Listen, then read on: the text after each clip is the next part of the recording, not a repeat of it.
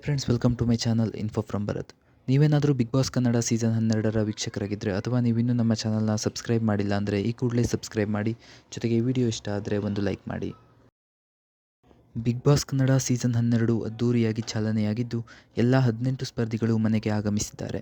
ಆದರೆ ಆ 18 ಸ್ಪರ್ಧಿಗಳಲ್ಲಿ ಮೊದಲ ದಿನವೇ ಒಬ್ಬರ ಜರ್ನಿ ಮುಕ್ತಾಯಗೊಳ್ಳಲಿದೆ ಎಂದು ಬಿಗ್ ಬಾಸ್ ಹೇಳಿದ್ದಾರೆ. ಒಂಟಿ ಹಾಗೂ ಜಂಟಿ ಎನ್ನುವ ಕಾನ್ಸೆಪ್ಟ್ನಲ್ಲಿ ಶುರುವಾಗಿದ್ದ ಕಾರ್ಯಕ್ರಮ ಸದ್ಯ ಒಂಟಿಯಾಗಿರುವ ಸ್ಪಂದನ ಸೋಮಣ್ಣ, ಉತ್ತರ ಕರ್ನಾಟಕದ ಪ್ರತಿಭೆ ಮಾಳು ಹಾಗೂ ರಕ್ಷಿತಾ ಶೆಟ್ಟಿ ಈ ಮೂವರಲ್ಲಿ ಒಬ್ಬರಿಗೆ ಗೇಟ್ ಬಾಗಿಲು ಓಪನ್ ಆಗಿದೆ.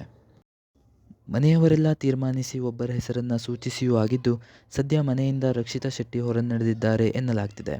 ಆದರೆ ನಿಜವಾಗಿಯೂ ಮನೆಯಿಂದ ಹೊರನಡೆದಿದ್ದಾರಾ ಅಥವಾ ಸೀಕ್ರೆಟ್ ರೂಮ್ ಇರಬಹುದಾ ಅನ್ನೋದನ್ನು ಕಾದು ನೋಡಬೇಕಿದೆ. ಇದಾಗಿತ್ತು ಫ್ರೆಂಡ್ಸ್ ಇವತ್ತಿನ ವಿಡಿಯೋ. ಬಿಗ್ ಬಾಸ್ ಕುರಿತಿನ ಎಲ್ಲ ಅಪ್ಡೇಟ್ಗೆ ಈ ಚಾನಲ್ನ ತಪ್ಪದೇ ಸಬ್ಸ್ಕ್ರೈಬ್ ಮಾಡಿ ಹಾಗೂ ನಿಮ್ಮ ನೆಚ್ಚಿನ ಸ್ಪರ್ಧಿ ಯಾರು ಅನ್ನೋದನ್ನು ಕಾಮೆಂಟಲ್ಲಿ ತಿಳಿಸಿ.